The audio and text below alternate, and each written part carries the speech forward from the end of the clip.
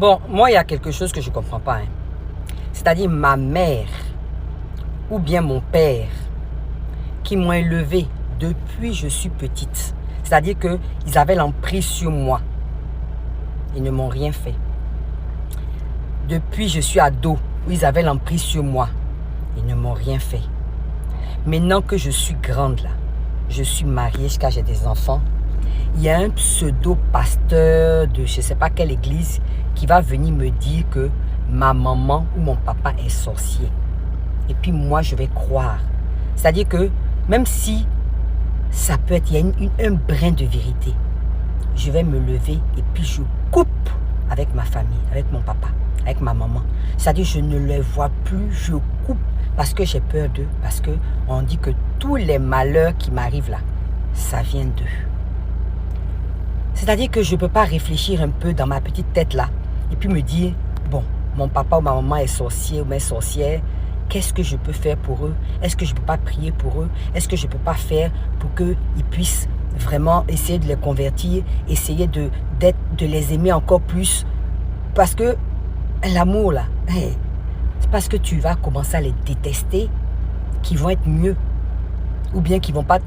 En fait, depuis, ils t'ont rien fait. C'est quand tu as grandi là qu'ils vont commencer à te faire du mal. Donc, il faut commencer à réfléchir un peu. Les gens qui ont coupé avec leurs parents parce qu'ils sont sorciers là.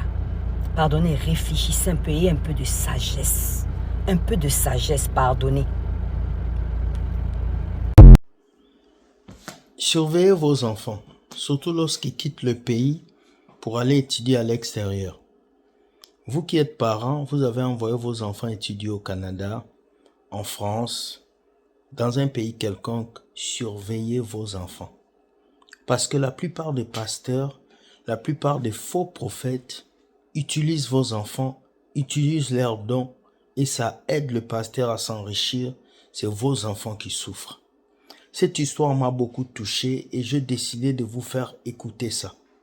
Vraiment, j'espère que ça va donner de l'intelligence à plusieurs parents et vous n'allez pas laisser vos enfants être utilisés par ces faux pasteurs.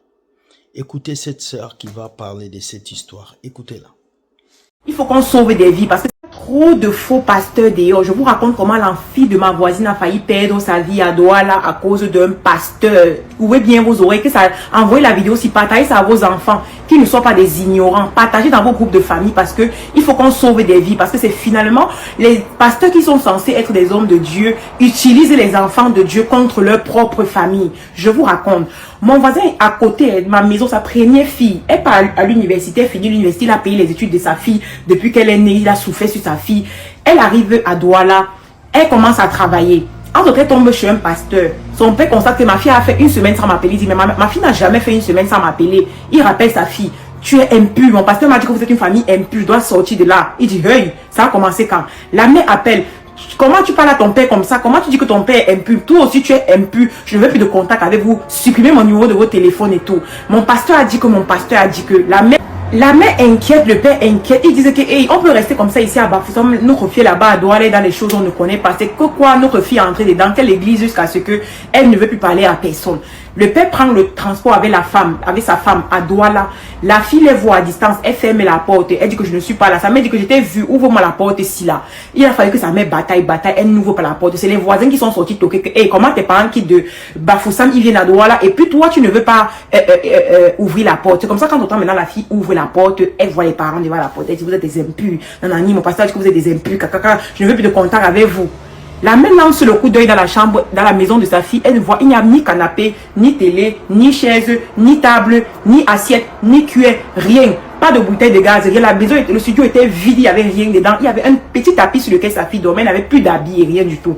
Sa mère dit on t'a arnaqué, on t'a cambriolé. Nous, on te connaît avec la mode, tu aimes bien être belle et tout ça. Pourquoi tu n'as rien et tout? C'est comme ça qu'elle dit que, oh non, nanani, j'ai vendu pour aller donner l'argent dans mon église et tout. Mon pasteur a dit qu'on devait donner 10% de ce qu'on avait. Même si on n'a rien, on doit retirer sur le peu qu'on a. Du coup, j'ai tout vendu mes choses. À chaque fois, je donnais 10% jusqu'à ce que je n'ai plus rien.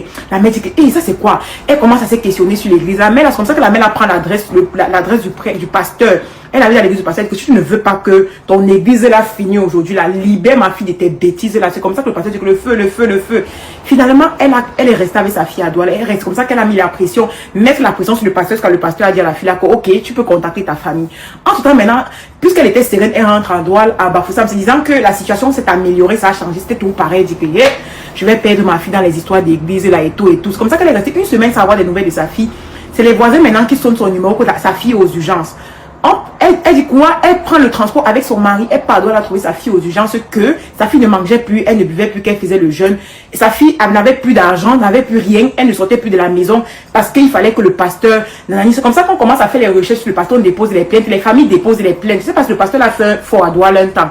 On dépose les plaintes, le pasteur disparaît, il prend la queue des Sosongo, il prend les champs. Aucune église ne peut vous éloigner de votre famille, n'acceptez jamais. Je dis non. Même Dieu dans la Bible a dit honore ton père et ta mère. Et même Dieu dit que je suis venu dans le monde pour les pécheurs. C'est-à-dire quoi? Il est venu pas pour les justes. C'est-à-dire que si tu marches avec les gens qui sont justes, comment tu vas faire pour être appelé à prêcher pour les pécheurs en fait? Arrêtez un peu d'utiliser la Bible quand ça vous plaît. Il a dépossédé presque toutes les filles de Douala. Je ne sais pas si vous avez entendu parler de cette histoire-là à l'époque. Dépossédé toutes les filles de Douala. Elle allait prendre sa fille presque morte là-bas, que la fille ne mangeait plus, elle ne buvait plus, elle avait maigri. Ou il donne que quoi aux gens? Je ne sais pas. Il donne seulement, je ne comprends pas. Faites attention aux églises qui vous éloignent de vos familles. C'est très, très important. Vous avez entendu ce qu'elle a dit. Cette fille était une bonne fille. Ses parents l'ont envoyée pour étudier et le pasteur est venu avec un message. Tes parents sont des sorciers. Tes parents veulent bousiller ta vie. Tes parents t'ont dit ceci. Tes parents t'ont dit cela. Tes parents t'ont détruit. Voici le message des prophètes d'aujourd'hui. Voici les messages des pasteurs d'aujourd'hui. Ils vont tout faire pour vous séparer avec les personnes que vous aimez. Ils vont tout faire pour diaboliser vos parents, diaboliser vos frères, diaboliser vos sœurs. Mais ils vont oublier que lorsque vous étiez né, ce n'est pas un pasteur qui vous a porté. Lorsque tu étais malade, ce n'est pas un pasteur qui t'a amené à l'hôpital. Lorsque tu avais des problèmes, ce n'est pas le pasteur qui a payé ton université. C'est lorsque tu as fini tes études, tu as un travail, que ce pasteur vient te mentir que tes parents sont des sorciers. Et toi, qu'est-ce que tu fais? Tu rejettes tes parents. Alors que Dieu a dit, honore ton père et ta mère. Ne laissez pas une église. Ne laissez aucun prophète. Ne laissez aucun pasteur vous séparer de vos parents. Vos parents, c'est le socle. C'est Dieu qui a voulu que vous puissiez naître dans cette famille. Et s'ils sont sorciers, c'est Dieu qui a décidé que vous puissiez naître dans une famille. Vous m'entendez? Tout enfant qui a fui ses parents parce que le pasteur t'a dit que tes parents sont des sorciers, tu es dans la malédiction. Imagine, mets-toi à la place de tes parents. Tu as pris soin d'un enfant, tu as tout fait et cet enfant te tourne le dos. Pas parce que lui veut, mais parce qu'il y a un homme qui l'appelle Daddy, qui lui a dit, qu'il a influencé que toi tu es un sorcier. Ça va faire mal. Et aujourd'hui c'est ça. Aujourd'hui c'est ça. Lorsqu'un jeune garçon gagne sa vie, il est riche, il s'impose à l'église, on fera tout pour le séparer avec sa famille parce que le pasteur veut prendre tout ton argent. Il va arriver un temps où tu n'auras plus rien. Tu seras tellement pauvre. C'est là les parents viendront te récupérer en morceaux. S'il vous plaît, lorsque vous arrivez dans une église, vous remarquez qu'on vous sépare avec votre famille. Fouillez. Fouillez. Je dis encore, fouillez, ne restez pas là. Parce qu'un vrai serviteur de Dieu ne viendra pas te dire que lui là, il est sorcier. Faux. Si un serviteur de Dieu voit un sorcier dans ta vie, il va prier pour que la personne soit délivrée. Un vrai pasteur, s'il voit que tes parents sont des sorciers, il va appeler tes parents et prier pour eux. Il ne va pas te dire de les quitter. Non, un homme de Dieu ne sépare pas. Un homme de Dieu réunit les gens. En tout cas, c'était cette vidéo que je voulais vous faire ce matin. Vous qui avez envoyé vos enfants étudier au Canada, vous avez envoyé vos enfants étudier ici dans ces pays, ils sont seuls. Il faut voir ce qu'ils font. Il faut voir ils sont dans quelle église. Parce qu'on ne sait jamais. Il y a tellement de bandits pasteurs qui peuvent utiliser les cerveaux de vos enfants, les malmener, faire tout ce qu'ils veulent. Mais c'est à vous les parents d'ouvrir vos yeux. Soyez bénis, dites-moi ce que vous pensez. Est-ce que vous aussi on vous a séparé des membres de vos familles à cause d'un faux pasteur qui les a dit qu'il est sorcier? Dites-le nous et on va voir votre histoire. Soyez bénis. L'église ne doit pas diviser. L'église doit unir. Alors soyez bénis. Bonne journée et bye. Si c'est une église qui te dit que ton père est sorcier, que ta mère est sorcière, si c'est un pasteur qui dit révélation, ton papa est sorcier, ta mère est sorcière, il ne faut plus leur dire bonjour, ne les assiste plus. C'est à cause d'eux que tu ne prospères point.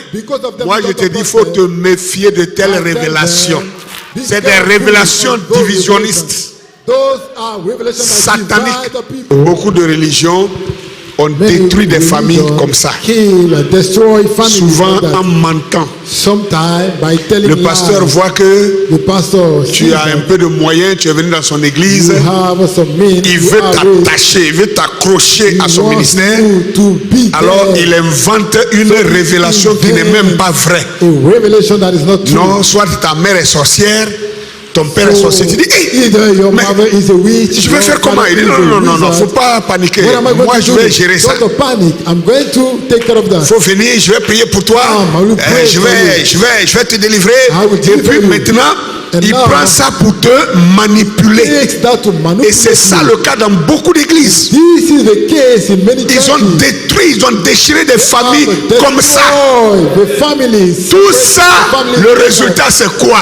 Pour avoir ton argent à toi. Si Dieu veut t'aider, il va te le révéler à toi-même aussi. Et les preuves seront indéniables. Et si c'est le cas, il te donnera aussi l'ouverture.